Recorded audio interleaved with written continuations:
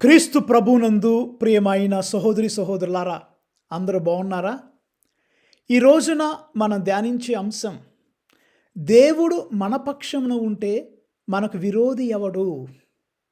మనం చదివే వాక్యం ఏంటంటే, పునీత పౌలు గారు రోమీయులకు రాసిన లేఖ 8వ అధ్యాయము, దాంట్లో చదవలసిన వాక్యము 31వ వచనము మీకోసం నేను చదువుతాను. ఇవి అన్నీయు తెలిసిన మనము ఏమందుము? దేవుడు మన పక్షమున ఉన్నచో ఇక మనకి విరోధి ఎవడు? If God is for us, who is against అస్?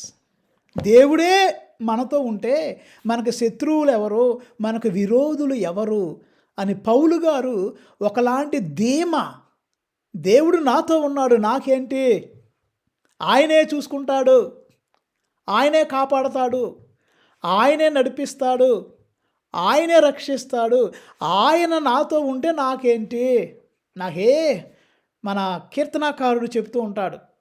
23వ కీర్తనలో దావీదు మహారాజు అంటాడు, ప్రభువే నాకు కాపరి, నాకు ఇక ఏ కొదువయు లేదు. The Lord is my shepherd, ఆయనే నా కాపరి, ఆయన నాతో ఉంటే నాకేంటి అంటే ఒకలాంటి ధీమా, ఆయన నాతో ఉన్నాడు, నాకేంటి, ఆయన నన్ను రక్షిస్తాడు, నాకేంటి, ఆయన నాతో ఉన్నాడు, ఒకలాంటి ఒక కొండంత అండ బలం. The Lord is with me. So ఆయనే నాతో ఉంటే ఇంకెవరు నన్ను ఎవరేం చేయగలరు? ఎవరైనా చేయాలని ట్రై చేసినా వాళ్ళకే నష్టం, కానీ నాకేమి నష్టం కాదు, ఆయన నాతో ఉన్నాడు. చూసారా ప్రియులారా, పౌలు గారికి ఎంత విశ్వాసం అండి, ప్రగాఢమైన విశ్వాసం, నమ్మకం. దేవుడే నా అండ, నా కొండ, అంత సర్వస్వం నా ప్రభువే, ఆయన నాతో ఉంటే అసలు నాకేంటి అంటే ఒకలాంటి ధీమా. అంటే విశ్వాసులందరికీ ఈ ధీమా ఉండాలి ప్రియులారా. నాకేంటి, నా దేవుడు నాతో ఉన్నాడు, నాకేంటి. కానీ విశ్వాసులకి లౌకికులకి తేడా ఏంటంటే, విశ్వాసం లేని వారికి, ఈ ప్రాపంచికంగా బ్రతికే వాళ్ళకి, లౌకికంగా బ్రతికే వాళ్ళకి వారు దేంట్లో అండ చూసుకుంటారంటే, నాకు 100 ఎకరాల పొలం ఉంది, నాకేంటి, నాకు మంచి బ్యాంక్ అకౌంట్లో బోలని ఫిక్స్డ్ డిపాజిట్స్ బోలంత డబ్బు నేను బ్యాంకులో దాచుకున్నా, నాకేంటి, లేకపోతే నాకు హెల్త్ ఇన్సూరెన్స్ ఉంది, ఆరోగ్యం పాడైపోతే నాకు ఇన్సూరెన్స్ ఉంది, ఆరోగ్య బీమా ఉందా, నాకేంటి, లేకపోతే ఇంకా నాకు మంచి జాబ్ ఉంది, మంచి శాలరీ ఉంది, నాకేంటి అని వాళ్ళు దాంట్లో వాళ్ళు ధీమా ప్రదర్శిస్తారు. డబ్బులో, ఆస్తిలో, ప్రాపర్టీస్, ల్యాండ్స్, వాటిలో వాళ్ళ గొప్పతనాన్ని చాటుకుంటారు. కానీ విశ్వాసులందరికీ పౌలు గారు ఒక సుమాతృగా ఉంటున్నాడు. పౌలు గారు అంటున్నాడు, ప్రభువే నా పక్షమున ఉండగా నాకు విరోధి ఎవడు అని అంటున్నారు ప్రియులారా. అవును ప్రియులారా, మన దేవుడు శక్తివంతుడు. బాహుబలి, ఒక్క బాహుబలి కాదు, 100 బాహుబలులు, 1000 బాహుబలులు, లక్షల కోట్ల, మనం ఎంతమంది చెప్పుకోగలిగితే అంతమంది బాహుబలులు ఒక్కసారి కలిపితే అంత బలం మన దేవుడు ఉంది, మన దేవుడికి ఉంది. ఒక్క మాటతో వెలుగు కలుగునుగాక అంటే వెలుగు కలిగింది. గుడ్డివాడు నీ ఒక్క మాటతో లేవనెత్తాడు, చూపు ఇచ్చాడు. పక్షవాత రోగిని లేవనెత్తాడు. కుంటివారికి నడక, మోగవారికి మాట, ఒక్క మాటతో నీటిని ద్రాక్షారసముగా మార్చాడు. పాత నిబంధనలో చూస్తే ప్రియులారా, ఎన్ని అద్భుతాలు, మన్నా కురిసింది. మనందరికీ తెలిసిన ఒక పాట ఉంది, మోషే నిన్ను ప్రార్థించగా మన్నాను కురిపించితివి, యెహోషువ ప్రార్థింపగా సూర్య చంద్రుల నాపితివి. Praise the Lord. మోషే ప్రార్థిస్తే మన్నా కురిసింది, యెహోషువ ప్రార్థిస్తే సూర్య చంద్రులు ఆగిపోయారు. ఎంత బలం, ఎంత బలవంతుడు మన దేవుడి ప్రియులారా. ఆయన నాతో ఉన్నాడు అని పౌలు గారు ధీమా ప్రదర్శిస్తారు. ఈ ధీమా ముఖ్యం, కానీ ఈ ధీమా ఒక మంచి పద్ధతిలో ఉండాలి. కానీ దేవుడు లేకుండా ఈ ధీమాను మనం ప్రదర్శిస్తే జీవితం సర్వనాశనం అయింది. ఒక ఉదాహరణ ఉంది మనకు. ఒక పరిశుద్ధ గ్రంథంలో మనం మామూలుగా ఈ యొక్క మ్రాని కొమ్మల ఆదివారం, పాత రోజుల్లో మట్ల ఆదివారం అనేవాళ్ళు, మ్రాని కొమ్మల ఆదివారం, ఆ రోజున పామ్ సండే. అది దేన్ని ధ్యానిస్తాం? క్రీస్తు ప్రభు ఒక గాడిద పిల్ల మీద మరి ప్రయాణించారు. ప్రజలందరూ దావీదు కుమారుకు హోసానా, యూదుల రాజుకు హోసానా అంటూ ఉంటారు కదా. ఆ గాడిద మీద ప్రభు వెళుతూ ఉంటుంటే ఈ గాడిద ఒక విషయం సరిగ్గా అర్థం కాల. గాడిద ఒక తప్పుగా అర్థం చేసుకుంది ఒక విషయాన్ని. It misunderstood donkey. ఏం తప్పు అర్థం చేసుకుంది? ఈ గాడిద అనుకుందంట ఒక ధీమా, నాకేంట్లే, ప్రజలందరూ నన్నే హోసన్నా, నన్నే జయం జయం అంటున్నారు అని తప్పుగా అర్థం చేసుకొని, క్రీస్తు ప్రభువు ఉండటం వల్ల ఈ గాడిదకి గౌరవం కలిగిందని గుర్తుంచుకోకుండా గాడిద అనుకుంటుందంట, ఆహా, జనాలందరూ నన్నే పొగుడుతున్నారు, జనాలందరూ నన్ను నాయంకే చూస్తున్నారు, జనాలందరూ నన్నే అభిమానిస్తున్నారు, అప్రిషియేట్ చేస్తున్నారని తప్పుగా అర్థం చేసుకొని మరుసటి దినాన క్రీస్తు ప్రభువు లేకుండా ఒంటరిగా ఈ గాడిద మళ్ళా గ్రామాల్లోకి వెళ్ళిందంట. ప్రజలు నన్ను మళ్ళా నాకు నడవటానికి చీరలేస్తారు, బ్రాను కొమ్మలతో హోసన్నా హోసన్నా అంటారు అని ఈ గాడిద రెండవ దినమున క్రీస్తు ప్రభువు లేకుండా గ్రామంలోకి వెళ్ళిందంట ప్రియులారా. అప్పుడు ఏం జరిగిందో తెలుసా? ప్రజలందరూ కర్రలు తీసుకొని, రాళ్ళు తీసుకొని ఉరికిచ్చి కొట్టారంట. ప్రాణాన్ని కాపాడుకోవటానికి అరుస్తూ ఈ గాడిద పారిపోయిందంట. అప్పుడు తర్వాత ఈ గాడిదకి అర్థమైంది, ఓరు భగవంతుడా, ఓరు నాయనా, నేను తప్పుగా అర్థం చేసుకున్నాను. నాకు ఈ గౌరవం ఎలా వచ్చింది? ఎవరి వల్ల వచ్చింది? క్రీస్తు ప్రభు నా మీద కూర్చోవటం వల్ల, నా మీద ప్రయాణం చేయటం వల్ల నాకు ఈ గౌరవం వచ్చింది. కానీ ఆ గౌరవం నాకు రాలా. Because of Christ I got this respect అని గాడికి తర్వాత అర్థమైంది. ధీమా ఉండాలి మనకి. ఎప్పుడు? ఆయన నీతో ఉంటే. ఆయన నీతో లేకుండా నువ్వేదో ఒంటరిగా అహంకారం గంభీరంగా నాకేంటి అని అనుకుంటే రాళ్ళ దెబ్బలే మనకు తగులుతాయి. కానీ పౌలు గారిలో ఆయన హృదయం క్రీస్తుతో నింపబడి ఉంది. ఆయన అంటున్నాడు, దేవుడు నాతో ఉన్నాడు. అవును ప్రియులారా, ప్రభువు మనతో ఉంటే మనకు అసాధ్యమైనది ఏది ఈ లోకంలో లేదండి. కానీ మనం ఆ దేవుణ్ణి మనలో ఆహ్వానించుకోవాలి, ఆ దేవుణ్ణి అంటిపెట్టుకొని ఉండాలి, ఆ దేవుణ్ణి ఆనుకొని ఉండాలి, ఆయన నమ్మి మనం జీవించాలి ప్రియులారా. ఆయన లేకపోతే మన జీవితాలు వ్యర్థం. ఒక వాక్యం మీ కొరకు నేను చదువుతాను. ఇర్మియా గ్రంథము 17వ అధ్యాయంలో ఒక మాట, కొన్ని వచనాలు మీకోసం చదువుతాను. ఇర్మియా గ్రంథము 17వ అధ్యాయం. అక్కడ ఇర్మియా ప్రవక్త చక్కగా చెప్తాడు.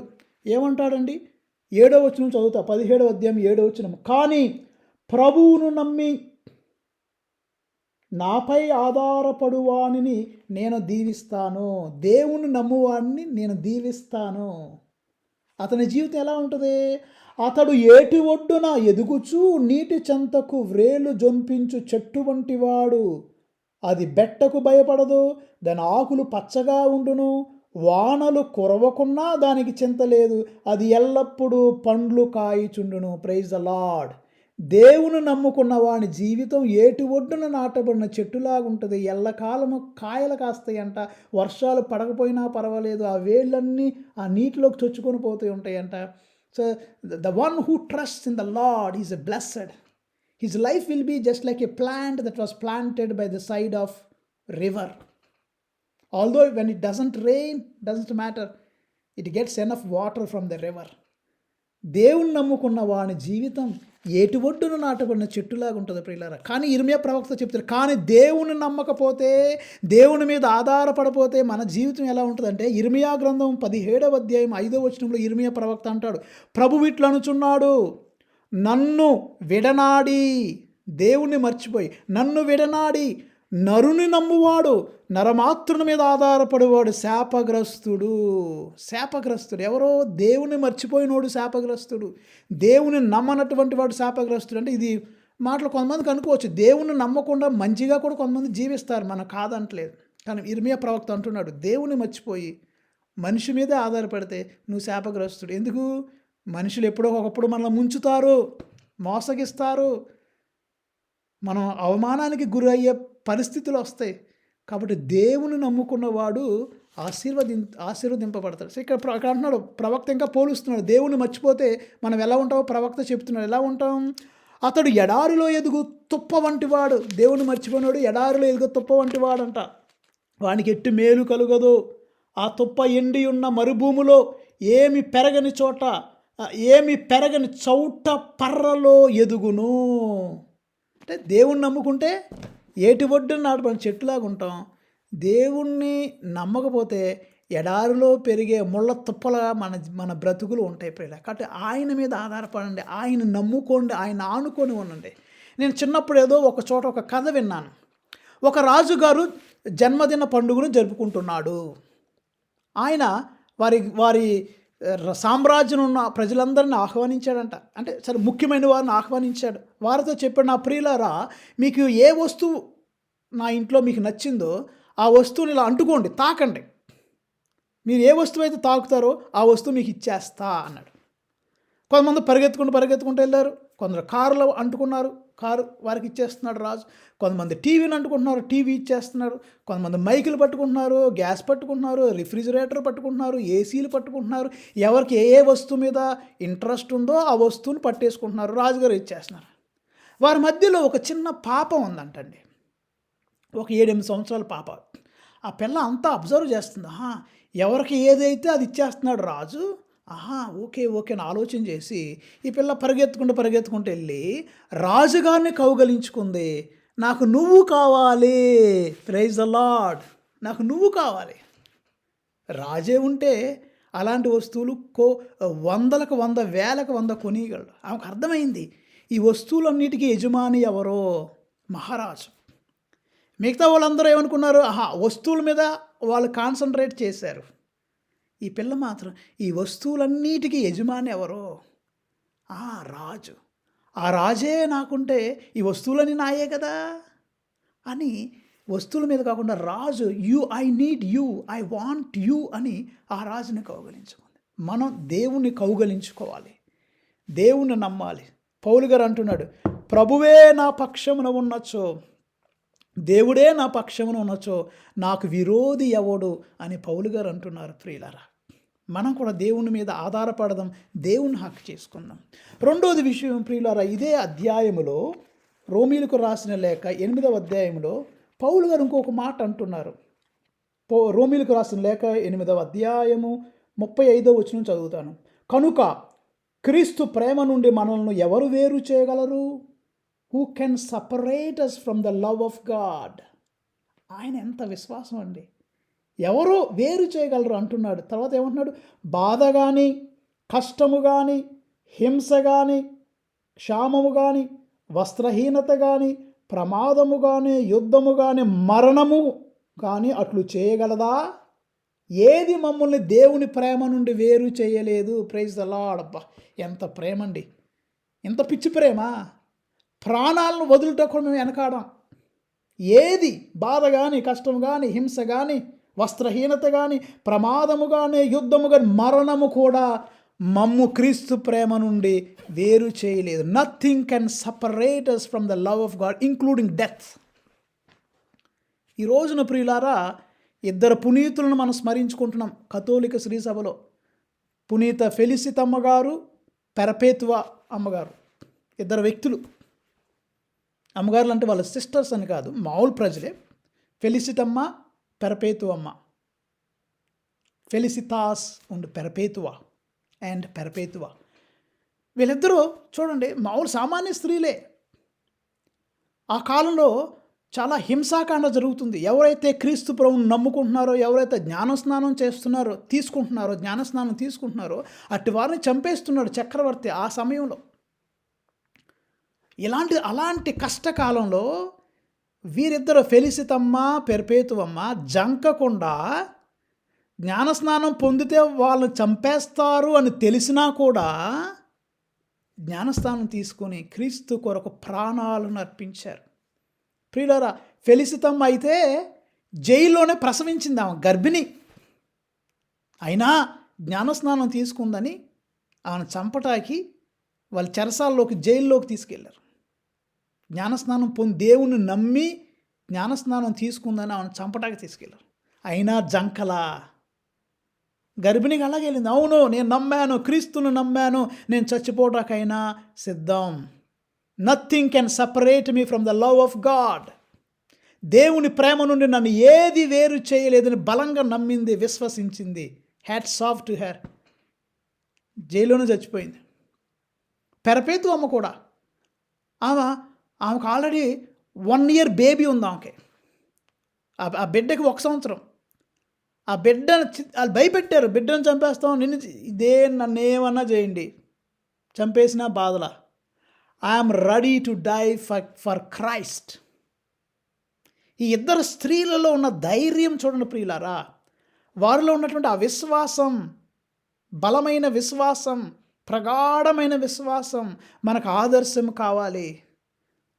చచ్చిపోవడానికైనా మేము సిద్ధం. దేవుని ప్రేమ నుండి మమ్మల్ని ఏది వేరు చేయలేదు. ప్రైజ్ ద లార్డ్ అని ఇద్దరు స్త్రీమూర్తులు, ఇద్దరు తల్లులు కుటుంబాన్ని, బిడ్డల్ని, సమస్తాన్ని కూడా వదిలేసి చచ్చిపోవటానికి సిద్ధపడ్డారండి. ఎవరికి ఉంటుంది ప్రియులారు ఈ రోజుల్లో విశ్వాసం? వీళ్ళిద్దరిని మనం ఆదర్శంగా తీసుకోవాలి విశ్వాస జీవితంలో. మనలో గుడికి ఎందుకు వెళ్తున్నాం మనం? కొంతమంది డబ్బు కోసం వెళ్ళేవాళ్ళు కూడా గుడుకున్నారు ఈ రోజుల్లో. క్షమించాలి మీరు నన్ను, ఎవరికైనా ఈ మాటలు బాధాకరంగా ఉంటే. నేను ఒక ఊర్లో పనిచేసే సమయంలో ఇండియాలో ఎవరో ఒక వ్యక్తి, ఫాదర్ గారండి నేను దేవుణ్ణి నమ్ముకున్నాను, నాకు జ్ఞానస్నానం ఇవ్వండి అన్నాడు. సరే బాబు, ఒక 1 రోజులు గుడికిరా, చూస్తాను, కొద్ది ప్రార్థనలు నేర్చుకో. ఫాదర్ నేర్చుకుంటానండి, గుడికి వస్తానండి. వచ్చాడు, 1 రోజులు వచ్చాడు, రెగ్యులర్గా గుడికి వచ్చాడు, ప్రార్థనలు నేర్చుకున్నాడు. సరేలే, కుర్రవాడు, యూత్ మెంబరు, జపాలు నేర్చుకున్నాడు, ఈ వయసులో గుడికి రావటమే కష్టం, కానీ వచ్చాడు అని నేను అతన్ని నమ్మి జ్ఞానస్నానం ఇచ్చాను. కానీ జ్ఞానస్నానం ఇచ్చాను తర్వాత 2-3 నెలలకి చదువుకున్న విద్యార్థులకి కొద్దిగా సహాయం చేయటం అనేది జరిగింది. స్కాలర్షిప్ వచ్చింది, ఆ స్కాలర్షిప్ కూడా ఇచ్చాను. స్కాలర్షిప్ తీసుకున్న నెక్స్ట్ రోజు నుండి గుడికి రావటం మానేసేసాడు. తర్వాత ఎవరిని అడిగాను, ఏంటి ఆ కుర్రవాడు రోజు గుడికి వచ్చాడు, భక్తిగా ఉన్నాడు, ప్రార్థనలు నేర్చుకున్నాడు, ఇప్పుడు గుడికి రావట్లేదంటే, ఫాదర్ గారండి స్కాలర్షిప్ రావాలంటే విశ్వాసంగా ఉండాలి, గుడికి కూడా రావాలని ఎవరో చెప్పారంట. డబ్బు కోసం ఆయన, ఆ స్కాలర్షిప్ కోసం ఆయన జ్ఞానస్నానం తీసుకున్నాడు, కానీ విశ్వాసం వల్ల తీసుకోలేదు ఫాదర్ గారండి అని వేరేవారు చెప్పారు. నాకు చాలా బాధేసింది. Why do we go to church? దేనికోసం వెళ్తున్నాం? ఈ విశ్వాసం చూడండి, చచ్చిపోవటాకైనా సిద్ధపడ్డారు వీళ్ళు. వారికి అంత ప్రగాఢమైన విశ్వాసం, అంత నమ్మకం దేవుని కోసం. ప్రియులారు, ఇప్పుడు మనం చూస్తున్నాం మన ఇండియాలో కూడా చాలామంది క్రీస్తు ప్రభు యొక్క ఆ విశ్వాసానికి చచ్చిపోవడం కూడా సిద్ధపడుతున్నారు. చాలామంది ఎగ్జాంపుల్స్ ఉన్నాయి. ఎంతోమంది పాస్టర్లు ఉన్నారు, ఫాదర్లు ఉన్నారు, కన్యాస్త్రీలు ఉన్నారు, విశ్వాసులు ఉన్నారు. హింసాకాండ జరిగే సమయంలో వారిని ఎంత భయపెట్టినా, ఎంత బాధ పెట్టినా, హింసించినా చనిపోవటానికి కూడా వారు సందేహించకుండా క్రీస్తు కొరకు బలంగా నిలబడుతున్నారు. పునీత ఫెలిసితమ్మ, పెరపేతు అమ్మగారు ఈ రోజున మనకు ఆదర్శము కావాలి. వారిలో ఉన్న నమ్మకం, nothing can separate us from love of Christ. దేవుని యొక్క ప్రేమ నుండి మమ్మల్ని ఏది వేరు చేయలేదు. ఆ నమ్మకం మనందరికీ ఉండాలి ప్రియులారా. మూడవదిగా ప్రభునందు ప్రియులారా, ఇంకొక మాట ఇదే అధ్యాయంలో, రోమీలకు రాసిన లేఖ 8వ అధ్యాయంలో నేను 37వ వచనం చదువుతున్నానండి. అయితే మనలను ప్రేమించిన ఆయన ద్వారా, ఇది అండర్లైన్ చేసుకోండి, ఆయన ద్వారా వీని అన్నిటిలో మనకి ఎక్కువ విజయము కలదు. Praise the Lord. Through Christ we get victory. క్రీస్తు ద్వారా మనకి విజయము కలుగును. క్రీస్తు ద్వారా మనకి ఇదిగో రక్షణ దొరుకును. అన్నిటిలో మనం success. Through Christ we get success. క్రీస్తు ద్వారా మనకి విజయము కలుగును. అంటే క్రీస్తు లేకపోతే మనకు విజయం కలగదు. ఆయన కృప లేకపోతే విజయం కలగదు. ఆయన దీవెన లేకపోతే మనకు విజయం కలగదు. నేను చాలాసార్లు నా ప్రసంగంలో చెప్పాను. మనకి చప్పట్లు కొట్టాలంటే 2 చేతులు కావాలి. అంటే ఈ 2 చేతులు ఈ సక్సెస్ విజయం. అయితే ఒక చెయ్యి నీ కష్టానికి గుర్తు. ఇంకో చెయ్యి దేవుని కృపకు గుర్తు. One hand represents human hard work, other hand represents God's blessings. ఈ 2 కలిస్తేనే సక్సెస్. ఈ 2 ఒక్క చేత్తో కొడతారా చప్పట్లో? కొట్టండి చూద్దాం. లేదు.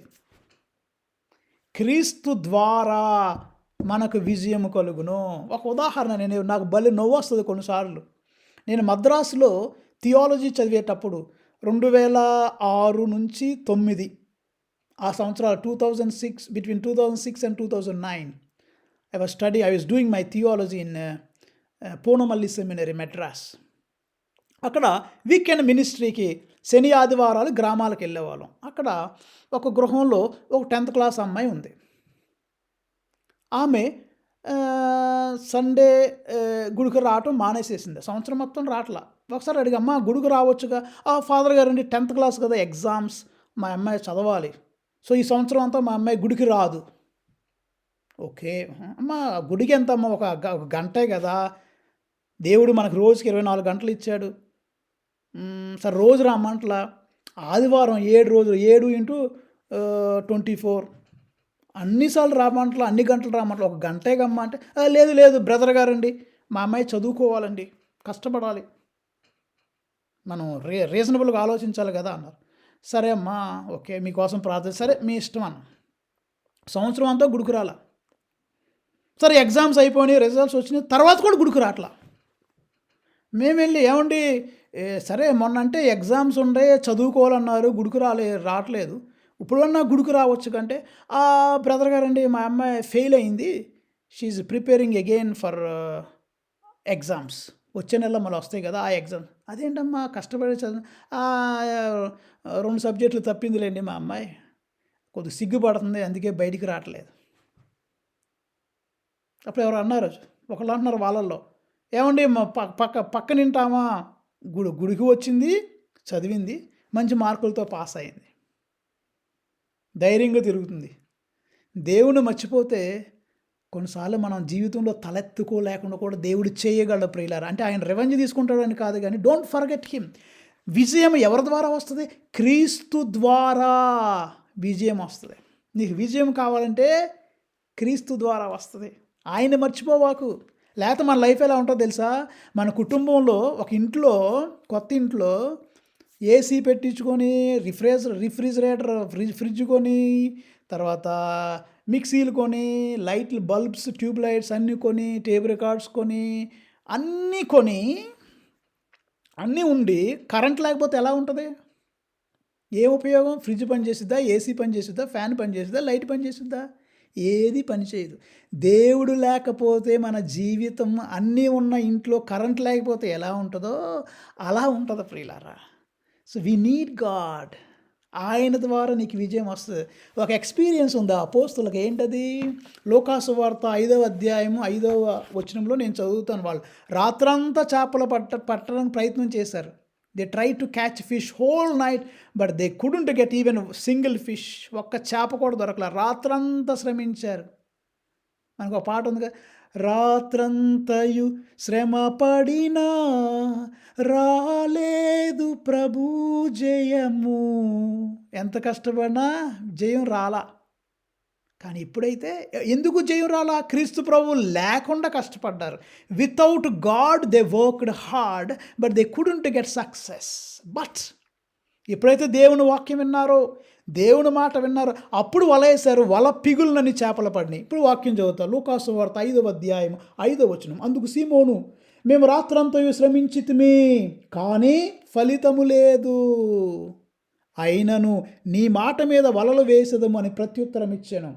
వల వేయగానే వల చిగునునన్ని చేపలు పడెను. Praise the lord. ఏంటి తేడా? With God, without God. దేవుడు ఉంటే వల చినిగిపోద్దాం భయం వేసి అన్ని చేపలు పడినాయి. దేవుడు లేకపోతే నువ్వు ఎంత కష్టపడినా నీ జీవితంలో ఫలితం ఉండదు ప్రియులారా. కాబట్టి ఆయన్నే మర్చిపోకుండా ఆయన నమ్ముకోండి. ఆయన ఆనుకోండి, ఆయన్ని కౌగలించుకోండి. అప్పుడు పేతురు గారు మీరు చెప్తారు, ప్రభువు నా పక్షాన ఉండగా నాకు విరోధి ఎవడో. దేవుడు నీతో ఉంటే నీకు ఏ విరోధున్నా వాళ్ళే నాశనం అవుతారు, నీకేం అవ్వదు. ప్రియులారా, ఈ వాక్యం వింటున్న మనం దేవుని నమ్మి దేవుని మీద ఆధారపడి జీవితం. చిన్న ప్రార్థన. కృపగల దేవా, దయగల తండ్రి, ఈనాడు రోమీలకు రాసిన లేఖ 8వ అధ్యాయంలో అనేక విషయాలు మాతో అందుకు మాట్లాడినందుకు నీకు వందనాలు ప్రభువా. పౌలు గారిలో ఉన్నటువంటి ఆ విశ్వాసం, దేవుడు నా పక్షమున ఉంటే నాకు విరోధి ఎవడని అన్నాడు. అవును తండ్రి, మీరు మాతో ఉండండి, మాకు అదే విశ్వాసం దయచేయండి. పౌలు గారు చెప్తున్నారు, క్రీస్తు ప్రేమ నుండి మమ్మల్ని ఎవ్వరూ వేరు చేయలేరు. అవును ప్రభువా, నీ ప్రేమ నుండి మమ్మల్ని ఎవరు వేరు చేయలేదు. మాకు అంత love and affection towards you. Please give us your grace to have the same that deep love with you. ఈనాడు అనేక మంది యువకులు ప్రేమ అంటే అర్థం చేసుకోకుండా, ఆకర్షణలో పడిపోయి, ధ్యానించకుండా, ఆలోచన చేయకుండా ఉంటున్నారు. వాళ్ళని క్షమించు ప్రభువా. నిజమైన ప్రేమ నీ ప్రేమని వారికి జ్ఞానోదయం కలిగించు. మూడవదిగా ప్రభువా, విజయం మాకు నీ ద్వారా మాత్రమే వస్తుంది. నీ ద్వారా మాకు రక్షణ వస్తుంది, నీ ద్వారా మాకు విక్టరీ వస్తుంది. కాబట్టి నిన్ను మర్చిపోకుండా ప్రభువా, నీ మీద ఆధారపడి, ఇర్మీయా ప్రవక్త చెప్పినట్లుగా, ఇదిగో తండ్రి, నిన్ను మర్చిపోతే మేము మూర్ఖులం, ఎడారిలో పెరిగే ముళ్ళతుప్ప లాంటి వాళ్ళం. కానీ నిన్ను నమ్మితే ఏటి ఒడ్డున నాటబడిన చెట్టులాగా ఉంటాం. కాబట్టి మమ్మల్ని అందరిని ఆశీర్వదించండి, కాచి కాపాడండి. దేవుడి వాక్యం దీవించురుగాక. ఆమేన్. God bless you all.